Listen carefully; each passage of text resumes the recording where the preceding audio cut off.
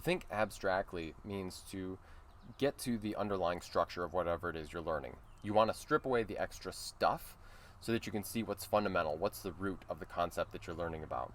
In math class, you might ask questions like, what would happen if I simplified this? Or could this be simplified? What would happen if I plugged in x equals 0 or a negative number or reflected the graph? Is it possible to reflect the graph? You might ask, what happens if x approaches infinity? Is there some structure beneath all the math that I'm doing?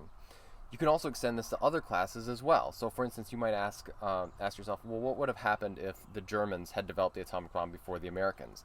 And then, based on the principles of the war and the structures within, you know, at that time in history, make a prediction about what would have happened. Or you might look at all the genocides throughout history and see if there's commonalities between them, some kind of underlying structure between all of them that you can pull apart and then use that information to make predictions about other contexts.